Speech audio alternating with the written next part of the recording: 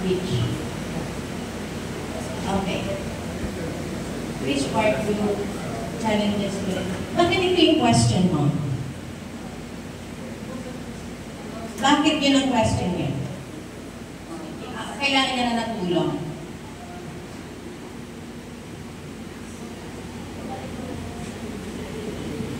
Sa reflection ng bata? Sa reflection part, after teaching, actually ma'am ako, normally, pag nagtuturo ako, sa isang activity, I always ask Lisa para nalalaman ko kung nakukuha kagad ng students yung lesson. So, at the end of the finalization, so I asked the student which one they find it challenging. That for the next lesson, dun ulit ako if I needed to review them para dun sa mga student na needs to catch up. Tapos, when I identified the terms, kasi kung ready na ba yung student for the next lesson or they need some review before I proceed to the next lesson. Nagiging seryoso yung lesson. Boring sa kanya yan.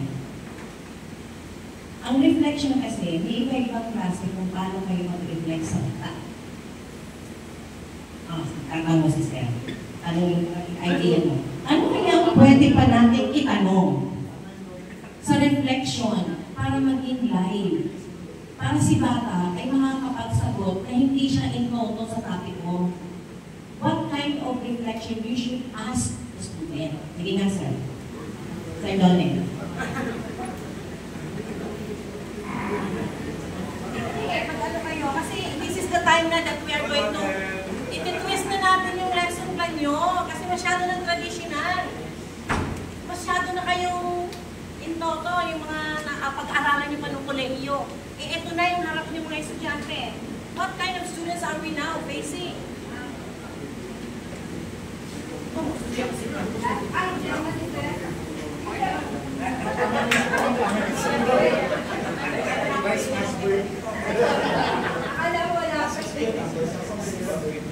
Pero natin din, design na sa fourth floor, di ba? Yung pattern ng pag-akit bawat stage. Pantay-pantay yan. We can ask students na, what if yung susunod na step is hindi ganon yung taas? Mas mataas o mas mababa? Finding What next do you think will term happen? in the pattern. Dun sa aakyat. Finding next term. Ano na yun? Application. Tama? O ano pa kaya ang pwede natin i-question ko lang? Mag-reflect talaga si bata na the lesson that you are teaching that is very important. Ang nangyayari kasi sa atin, turo tayo ng turo, pero hindi natin in-emphasize sa bata the importance of the topic. Nagigets niyo ko? Kaya minsan, boring. Tapos sasabihin ng bata, hindi naman ako magaganyan ng college ko, pero bakit ako tinuturuan ganito? But that's the comment of every time. That's the comment of our students. Kaya ano nila? They hate math. Kasi yung importance ng topic doon sa real life at sa application, nawawala. So yung naging reflection na tanong ni teacher dyan, ganun ba rin, di ba? Pertaining to the lesson. Pero if you, kung i-atakihin mo siya doon sa importance, di ba? Bakit natin pinag-aaralan yung topic na yan? Ano ang silbi niyan sa buhay natin? Ano ang silbi niyan kapag tayo ay nasa ganito na? Sa inyong mga profesyon na iniisip, ano ba ang nagiging tulong yan sa inyo when you are already in the field? That is reflection. Nakauna yan sa utak nila. Nagigets nyo? O, sige. Tingnan natin sa evaluation.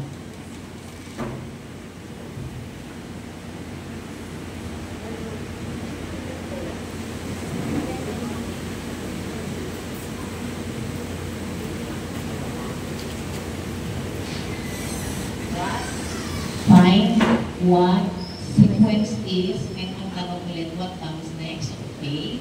Kasi next term, di ba?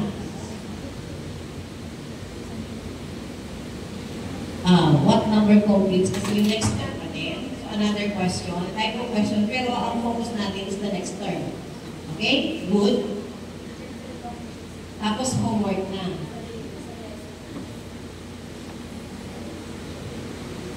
Okay, punta tayo sa teacher's remark. Bakit wala yan? No? Okay, wow, dahil na, kasi ma'am, hindi ko tapos yung lesson. Makaluin ko na yun. Nagpaplano nga kayo eh. That is the problem on liver. Kahit ako nag-observe na pupunta, walang nilalagay dyan sa teacher's reflection. Wala, hindi isa sa inyo naglalagay. Bakit kayo nagplano kung walang nilalagay dyan? What's your plan? Dapat naglalagay kayo dyan. Ano ba yung strategy na gusto mong gawin? Sa lesson na yan. Kaya ka na nagpaplano eh. Bakit wala nakalagay? Ha? That's the problem. Kaya pinilit ko yung pumunta talaga dito sa inyo because I want to discuss with you the lesson plan. Okay? At sabi ko, sa reflection, okay. May mga questions na yan, di ba? Mga kapatid, mga trainers. May mga question yan na dapat pilakan. Wala sa inyong binigay. Yung format. Wala sa sulis mo wala. Sa teacher ang Hindi nga, sa teachers. Di ba? Yung kanina pala ng video namin. Ayan na yan. Okay. O, tingnan nyo. May ginamit naman kayo materials pag wala nakalagay dyan. Papaluin ko talaga kayo. Hindi, magkakalimutan. Sabi ko sa inyo, mandated. And it is in RA. Kapag hindi nyo na-comply ang lesson plan, pwede kayo kasuhan.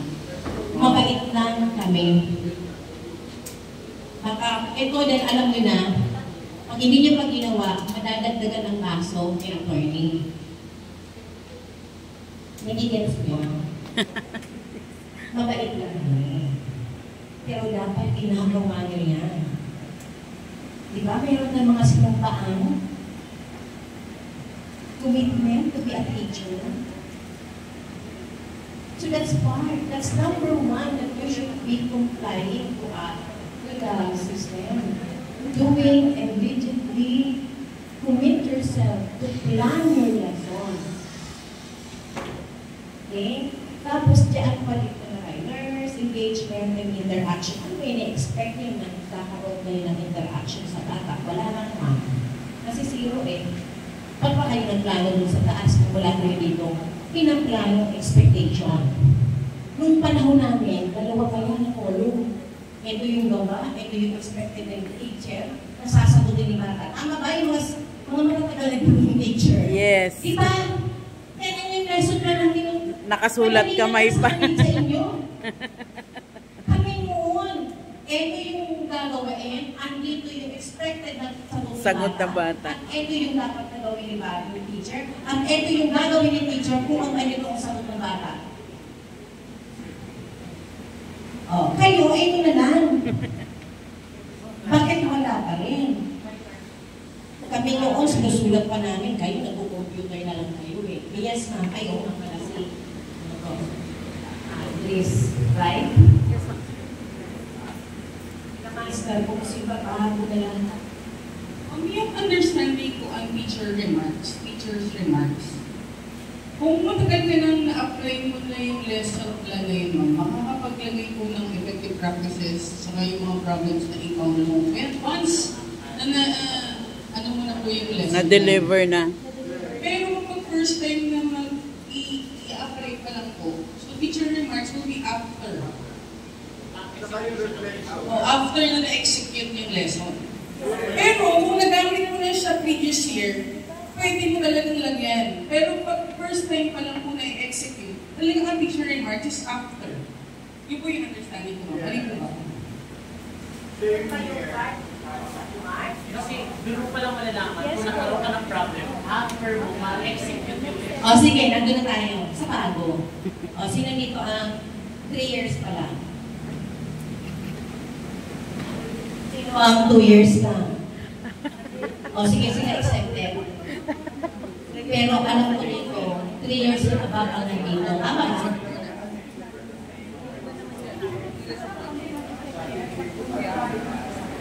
Hindi, ang pinapoint out ni ma'am, ito yung mga topic na na-lesson na natin. Eh. Once na na-execute mo na.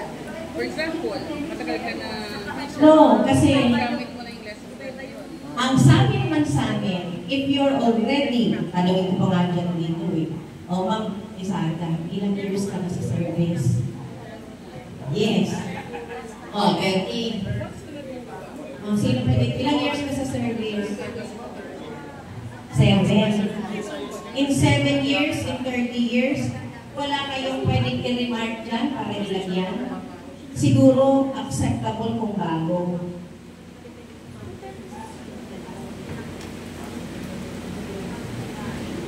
Okay. Kasi ma'am, sa akin ha, hindi matulay para points of view. Kasi sa akin yung sa remarks, hindi aantay yung matapos yung lesson. What you foresee, kumbaga, dito po gumagana yung mga natin, yung thinking skills ng mga teacher.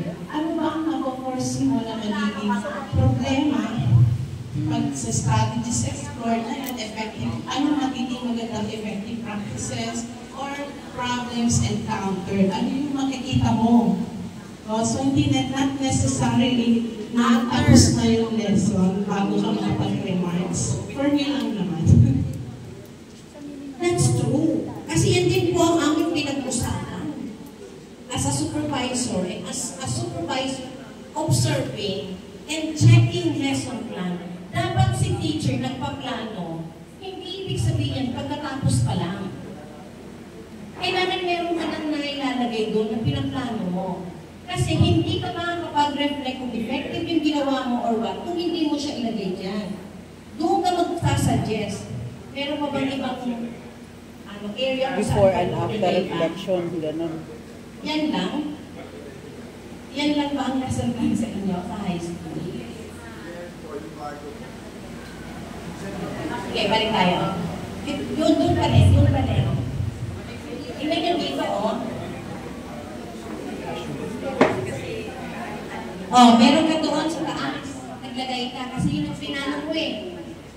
Pagkatapos mo ang plano, in-execute mo, pasok ka ngayon dito, ways forward. So, anong suggestion mo?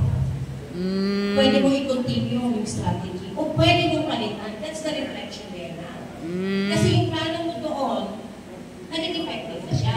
Pag hindi, pwede mo sasuggest na iba. Nagigets mo? Hindi pa rin. Eh, huwag na kayo ang plano, wala mo kayo ilalagay doon. Ganun lang yun. You don't have to wait to finish para maglagay kayo ng remarks.